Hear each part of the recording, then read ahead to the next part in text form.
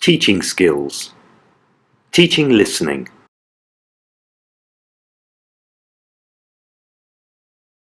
Teaching listening has similar processes to reading. In a previous input session, you learned about two basic processes for developing reading skills and understanding a text. The same apply equally to listening texts. Can you remember what they are?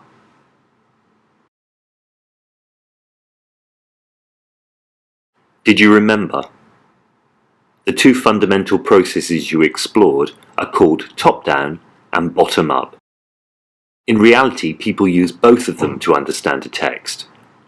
Learners, however, often lack the language skills, which mean that they come to rely on contextual clues and other features which are common of a top-down approach. Before we go on, let's review what they both mean. With top-down, it means starting from the bigger picture. We try to understand the general meaning first, without understanding all the details. Top-down strategies could include, for example, listening for gist. Gist is the main idea or ideas within a text, using context to work out the overall meaning, and summarizing key points. Bottom-up listening is the opposite. We piece words to phrases to sentences to understand the overall meaning. This helps learners hear and understand words, intonation, and grammatical structures. A bottom-up strategy which is common is listening for specific information in a text, such as names, phone numbers, and other highly specific details. So we can see that listening is a very active and dynamic process, in the same way that reading is. Our listeners' minds are actively searching for meaning. So it's important that we match the language level of our text to our learners to ensure that it's comprehensible. We can achieve this partly through the staging of our listening activities and providing tasks and conditions which guide and support them towards comprehension. They don't need to understand every word, although some learners will have that expectation. Instead, we want to help them develop specific strategies for listening. We can do this by making sure the learners are clear about why they are listening and what the main point or purpose of the activity is.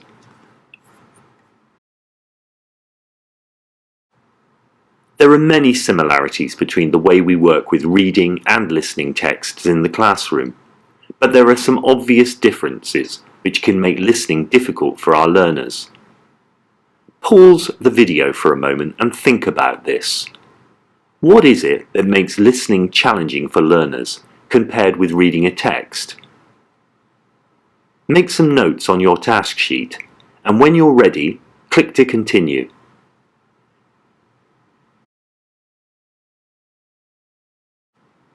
So here are some of those challenges.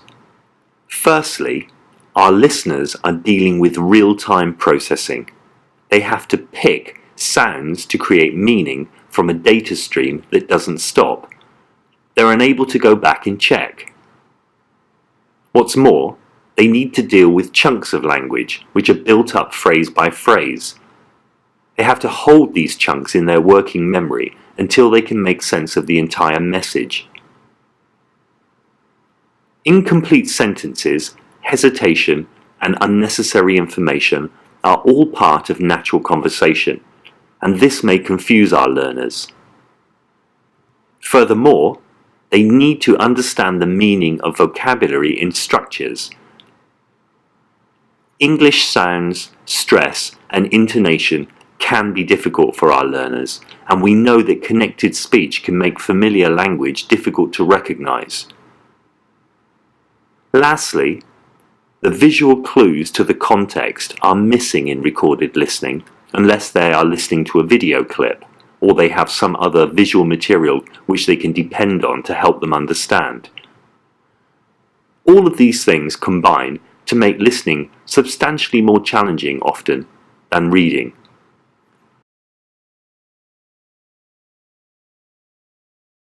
What are some of the key strategies and techniques that we as teachers can use to help our learners develop their listening skills in the classroom?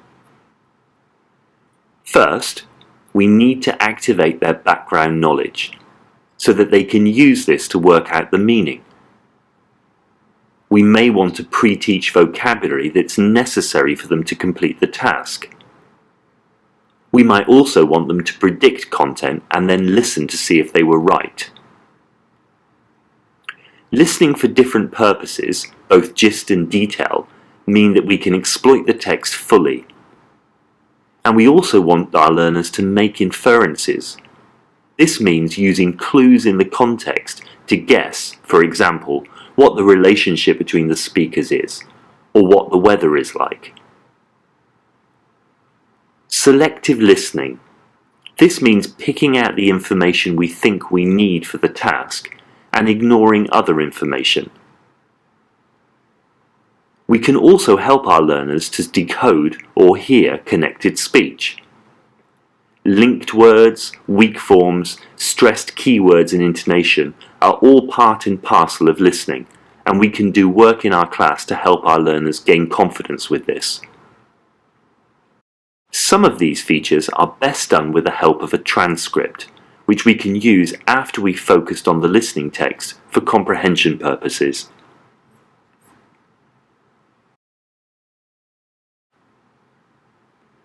Listening is not one thing. It consists of a range of sub-skills that confident listeners use in order to understand a text. You can find a list of these sub-skills in your handbook. As with reading, these are a strong focus for the work that you do on listening in the classroom, and you can use them to guide you when you're planning your lessons, especially when formulating the aims and outcomes. Here are some of the main ones. Predicting content, vocabulary and answers. Listening for gist. Listening for specific information. Intensive and extensive listening. Deducing meaning from word form, grammar and context. Decoding phonological features. Understanding grammatical structures and syntactical relationships. Distinguishing between language form and language function. Understanding cohesive devices and discourse markers. Distinguishing main points from supporting information, and making inferences.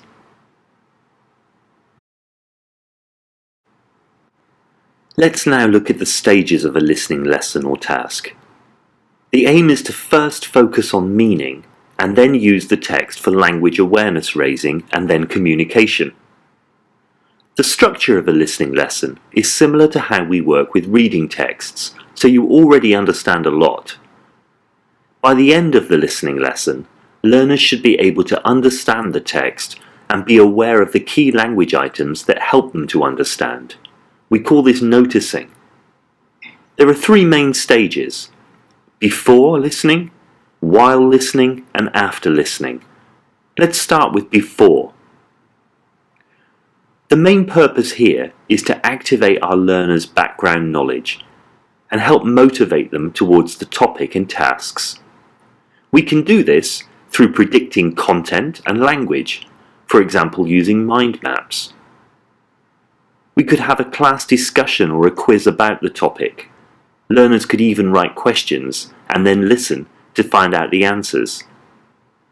They could brainstorm vocabulary connected to the topic that they would expect to hear in the text.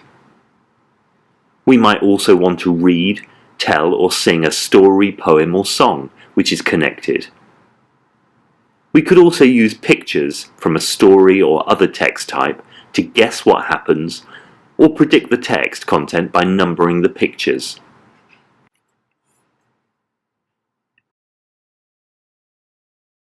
While listening. Listening for gist means listening for the overall message or messages within the text, the key points if you like. We could ask our learners to confirm their predictions. We might ask them to order pictures or events. We could ask them to choose pictures or objects based on what they hear. Or we might want them to respond physically through TPR, total physical response.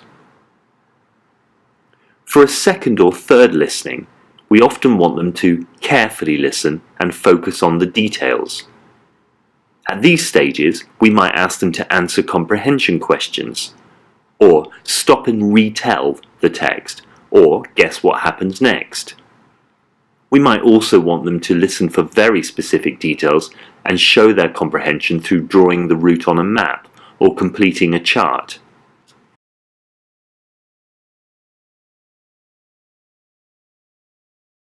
Once we've finished listening, we want to exploit the text further. We could ask our students to retell or summarize, or act out their own version of the story. We might ask them to write a similar dialogue or other text type.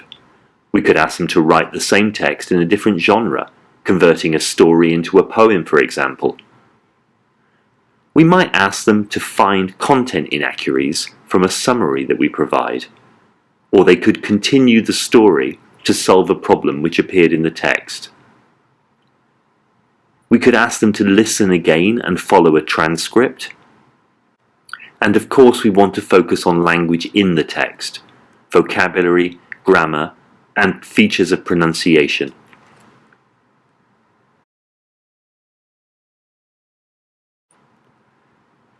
Typically, course materials will include comprehension questions. These could be multiple choice or other types. In a sense, these are a form of test. We need to balance this by providing activities which allow learners to build understanding. The type of task we choose will depend on the age, level, and of course the content and purpose of the text. So before we continue, pause the video for a moment. What tasks can you think of to use in class? Discuss them with a partner if you can, and make a list. When you're ready, click to continue and compare your ideas with ours.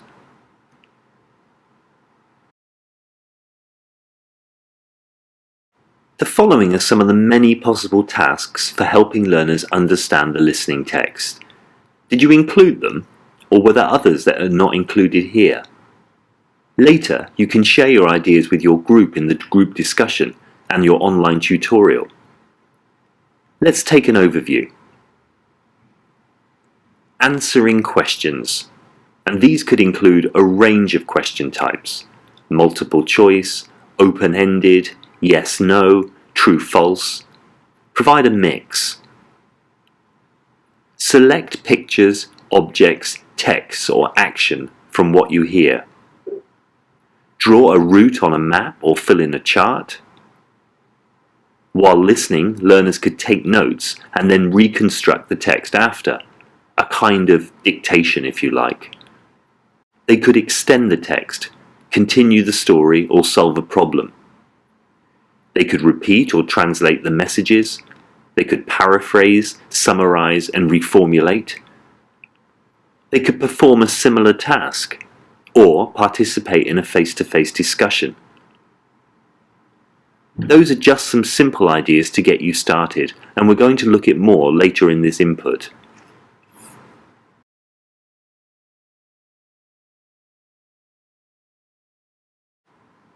We talked about using the listening transcript, and this is a resource that's widely available in our course materials. There are many possible ways to exploit this for comprehensional language work, but after the learners have listened and reached a good level of understanding through listening alone. Some ideas to get you started are having the learners listen again and shadow read the text, so reading along while they listen. They could get a more thorough understanding by focusing on the parts that learners found difficult. They could use highlight pens, for example, underline or annotate. They could find and analyze structures, functions, and vocabulary. They might also find information or language within the text. You could ask them to finger follow the text as you listen. And lastly, you could annotate the text for its pronunciation features. Use different symbols to indicate pausing, intonation, and sentence stress, for example. Stories are ideal for listening and reading practice in the young learner's classroom. Most children love stories, so they're naturally engaging and motivating. Children can use their imagination to understand. Stories can introduce, recycle, and vocabulary and grammar, and the meaning is often supported by pictures and actions. They help learners get the feel for English stress, rhythm, and intonation, and they lend themselves to many different types of activities, such as actions and drama. Comprehension questions are a common task we've already seen. For young learners, it's more effective to have them listen and respond, activating their kinesthetic channel. They could, for example, listen and correct what they hear, so they clap once if the information is right and clap twice if it's wrong. Or they could shout stop when they hear a mistake in the story.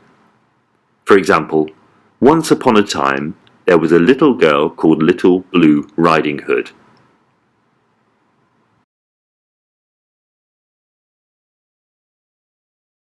As instructors of young learners, you're probably familiar with TPR. TPR stands for Total Physical Response, and it was created by Dr. James Asher in California in the 1960s. In fact, it was created as a way to help military personnel quickly gain some basic language if they were posted overseas. The teacher, or a learner, gives an instruction and the learners all do the action. In a sense, it's a kind of physical language dictation. In their first language, children develop language by listening. It comes before speaking, and TPR copies the way that children learn this. For example, when parents say things like, pick up the book, or open your mouth. It works very well for instructions and orders, giving directions, as well as songs and stories. As always with techniques, there are some limitations, advantages and disadvantages. So before we continue, pause the video and make a note of what you think are the upsides and downsides of using TPR in the classroom. If possible, discuss this with a partner, and when you're ready, click to continue.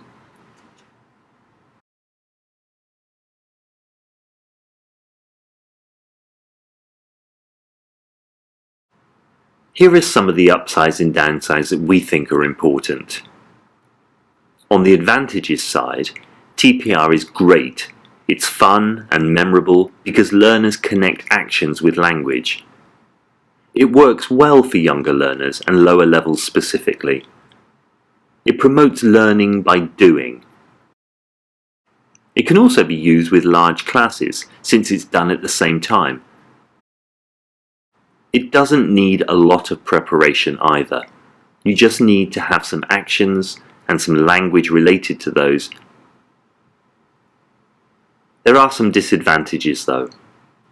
Mainly, not all language can be used with actions. It works with imperatives and orders, for example, but other language just doesn't associate well. Some learners find it embarrassing, although we can mitigate this by having everyone do the actions together. And it's not always suitable for higher level or older learners. They can think it's too childish.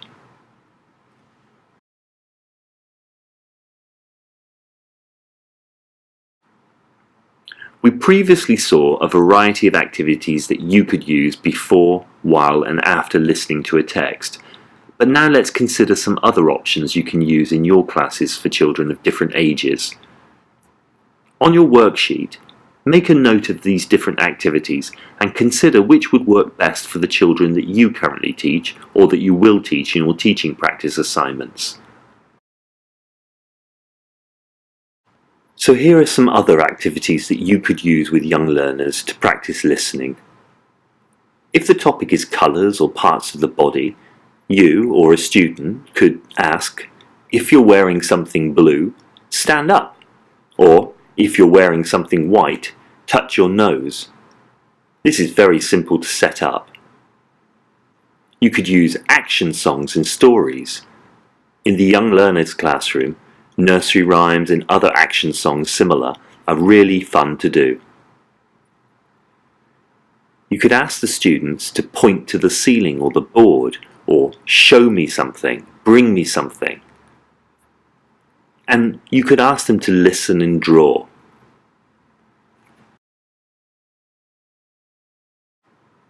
There are lots of guessing games where students have to listen to a description and, for example, guess the person, perhaps someone in the classroom, or guess the job by listening to descriptions of what someone does every day, or guess a place by working out what someone can see or what is happening. There are all kinds of listening puzzles, riddles and jokes and similar texts which are fun and bring variety to the listening skills work that you do. Keep your teaching fresh and memorable. This will enhance your learners' motivation and engagement. Provide a good variety. Listen and make activities give students more practice in following instructions and understanding vocabulary. Some examples are making origami animals or other items, making finger or matchbox puppets, or even masks, for example using paper plates or socks. These can all be used in various activities later, which are more communicative and encourage the students to use the language they've already heard. Lastly in this section, listen and draw or colour is very popular with younger learners. It gives the instructor instant feedback on whether they understand the text or not. You can think of this as visual dictation. For older learners, you can make this more challenging by giving out two pictures, for example, one of a girl and one of a boy, and then give two instructions at a time. Colour his hair brown and hers black. Or you can give alternatives. Colour his hair either red or yellow. Kids love this type of thing. Make sure you comment positively on all students' efforts. Say things like, "That's lovely. I like his green eyes." Display the students' work, not only the best ones. You can use the pictures later for all sorts of activities, such as spot the difference.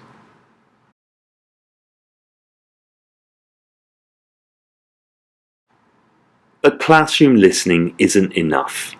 We need to provide extensive listening practice or encourage our learners. In real life, children are surrounded by their first language. They hear it and use it in many contexts, at school, home, or out in the real world.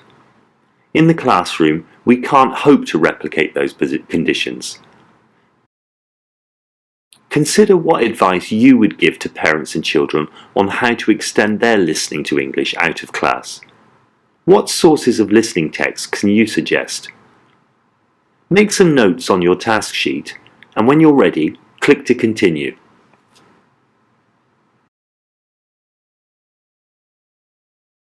Here are some general suggestions for the kinds of advice you could offer. The specific advice you give will depend heavily on where you teach, the age and maturity of the learners, and of course their level of English. Chief is to make it learner-centered. So give the child choice in what they listen to. Try to include a broad range of text types with different accents. Focus on what is relevant and interesting for the child. Make sure that extensive listening is easy to do. Parents can help by removing distractions and downplaying complications. It would be great if they could listen together and then talk about what they hear. They could try to find their own sources with visual support, such as audiobooks, television or film. And talking of sources, you could also suggest sites on the internet or podcasts, for example from British Council or BBC. Radio is always an option. Many radio stations broadcast some English language programming. As I mentioned before, audiobooks are a great way. They often have accompanying audio tracks to story picture books. TV and video of all kinds are great. Documentaries, films, cartoons, and the child can listen with subtitles on or off depending on their age. And real-life oral texts are important too. It's surprising how much English they can hear around Shanghai, for example, or other cities. Announcements, advertising, all kinds of things.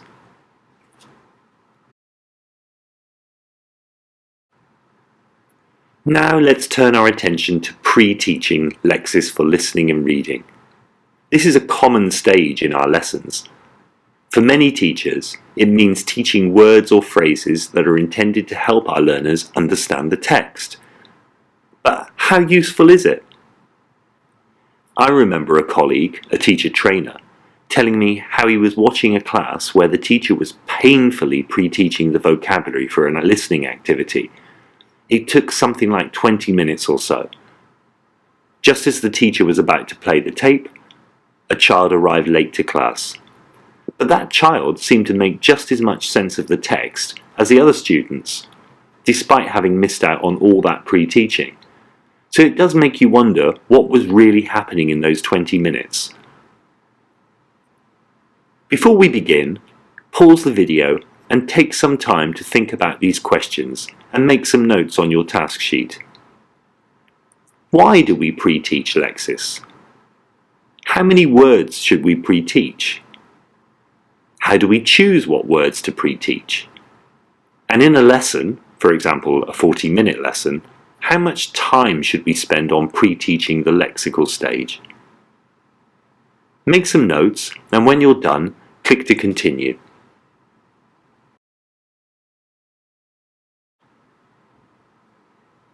There are no specific answers to those questions. As before, it just depends on your teaching context. But let's spend some time to look at different ways of pre-teaching and explore some of those issues and techniques in a little bit more detail. Let's begin by looking at several approaches to pre-teaching language. Here's one way. You could give students a list of keywords from the text. Then ask them to discuss the meaning of the lexis with a partner, or to look up any of the words on the list that they don't know. They might also guess what the text might be about. At the end, you should concept check, quite briefly, to ensure that they have understood them. Here's a second approach. You could use a worksheet where learners work in pairs and they could match the lexis with definitions, opposites or synonyms, or even pictures. You need to make sure that all the lexis in the definition is known, or you'll need to introduce that as well. That's a key point, so let's explore that in a little more detail.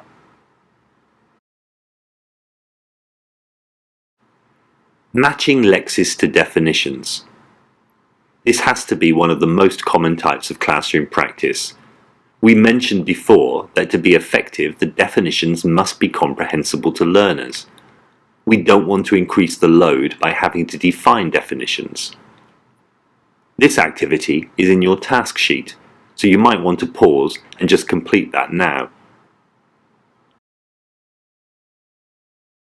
The key point though is that while the words do need defining, the definitions are substantially more difficult to understand than the words themselves. Something you would like to do, but probably won't. Something you have done, which you are proud of. Something you want to do one day. All of those require quite a high level of English to understand the nuance of the verb phrases. There's nothing wrong with matching lexis to definitions, but you can see from this example that those definitions have to be understandable and they have to be more easy to understand than the word itself.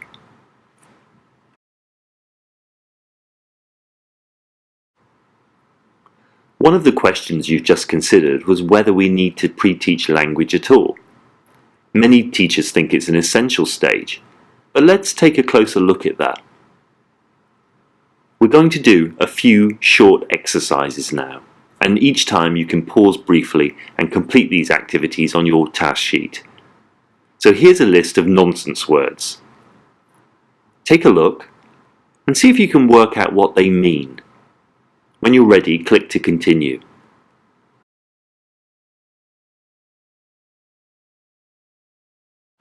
How did you get on with that? You might want to reflect for a moment on the process you went through to try and decipher those nonsense words. You may have tried to relate them to other words you know in English or another language. You might have just guessed or tried to use other clues to work it out.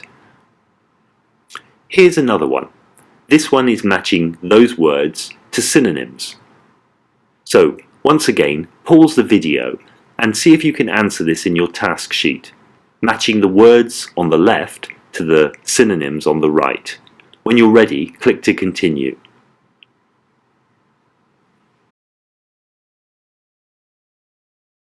Well, no doubt you didn't get much further with that either, but at least now you had more information to hold on to and use while you puzzled over the possible meanings.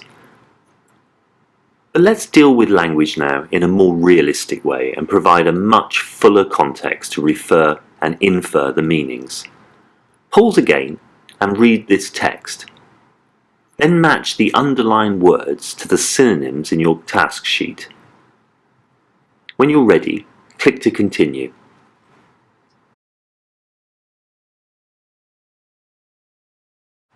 You probably now have a very clear idea about what those words mean.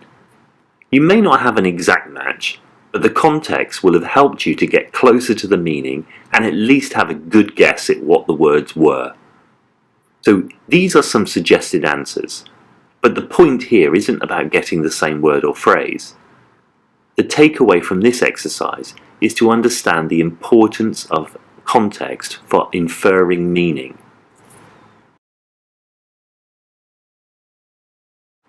A student can't define a word they don't know or match it to a definition. Context provides significant clues that can help infer meaning, and this is a very useful skill for students to have.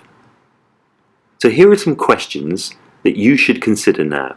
You can find them in your task sheet. What is the role of context in helping students understand the meaning of new vocabulary? What is the problem with asking students what a word means? And what is the problem with giving students unknown vocabulary and asking them to match the items with definitions? Some of the answers here should be quite obvious by now, but make a few notes and be ready to discuss these with your group and in your online tutorial later. When you're ready, click to continue.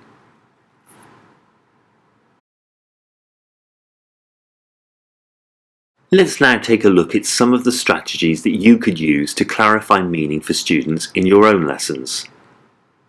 Pause the video and read this list of strategies below. They're also in your task sheet. Below them in your task sheet, you'll find a list of language items. With a partner, if possible, decide which of these strategies you would or could use for each item. Think about how you would do this in a class of young learners that you know, or you will do in your teaching practice assignments later. The strategies we list here are miming the word, making a facial expression, using a timeline or chart, getting two learners to act it out, telling an anecdote or using a situation, pointing to one in the classroom, showing one to the class, or having a learner who knows it explain to others. Pause the video now, and when you're ready, click to continue. Remember, there aren't any fixed answers, so be prepared to discuss these and ask any questions later.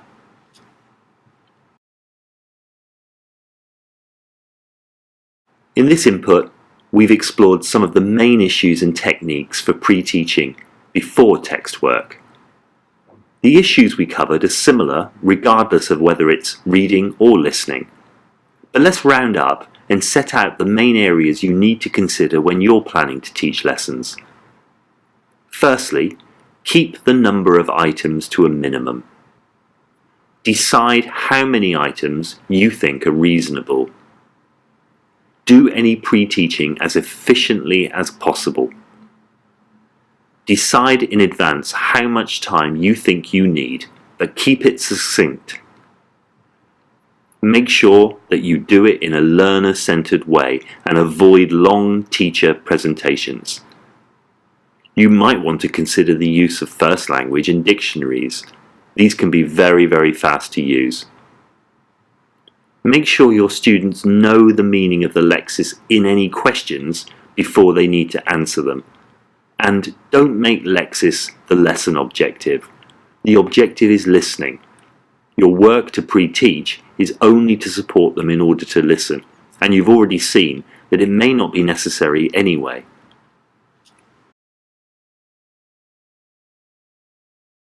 We're nearly at the end of this input now, so let's quickly summarize the stages of a listening or reading lesson. Use your handbook and notes. Take a moment to compare the staging of these two lessons. The one below is focused on listening only. First, we lead into the topic and task, and we activate the existing knowledge of our learners. If necessary, we can pre-teach any essential vocabulary. For the first listening, we focus on gist, the big picture, and then second and more listenings focus on the specific details. After we've listened and students are at the point of good comprehension of the text, turn your attention to language-focused work. You can deal with all kinds of vocabulary, functions, grammatical structures, as well as pronunciation features. And follow up and extend the work into meaningful practice and interaction. In this input, you focused on the processes, techniques, strategies and staging for a receptive skills listening lesson or task. Specifically, we explored the following areas. We saw the importance of top-down and bottom-up processing for both listening and reading skills development. We explored the concept that listening is an active process and that we need to support our learners through a range of strategies and sub-skills which we can target in our lesson plans and classroom practice. The staging of all receptive skills, reading and listening work, is similar. We first activate knowledge and language, focus on general understanding before details, and we exploit the text for language work and communicative practice. You should plan a rich variety of pre, during, and post-listening tasks in order to bring learners to a good understanding of the text. You should relate the topic and language to the learner's interests and needs. You should keep the focus on listening skills and not only introducing new language items. Help learners to develop the strategies they need to work out meaning through context if possible.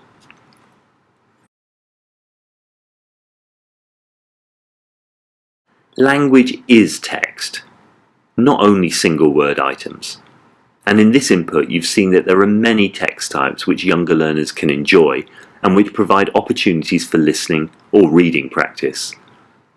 But listening in the classroom isn't enough, and you should help parents and children by offering advice and suggestions on how they can gain extensive listening practice out of the class. You might want to investigate specific sources in your own location, which you can share. One way to do this is to prepare an information sheet, which you can distribute to parents. We're reaching the end now, so as before, take time to review your notes, write down any questions you have, and prepare to discuss this with your group. Make the most of your online tutorial to check anything from this input. If you have the chance to try out the techniques and activities with learners, note down any points you want to share or discuss later with your group. Thanks, and see you next time.